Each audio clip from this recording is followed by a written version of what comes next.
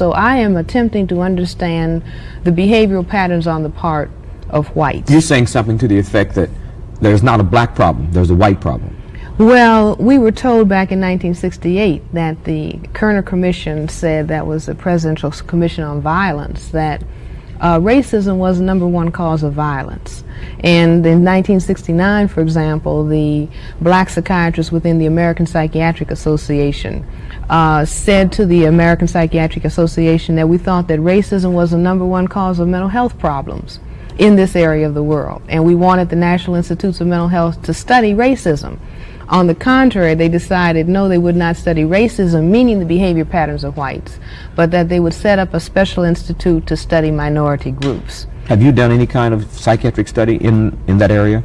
Well, I'll tell you about color confrontation theory and how it evolved. I encountered an idea. A gentleman had written about racism not as individual prejudice or institutional practices, but as a worldwide system of white supremacy domination. In other words, that was his definition, that it was behavioral practices carried out by people who classify themselves as white, not only in the area of the world that we call the United States or in so-called South Africa, but all over the entire world.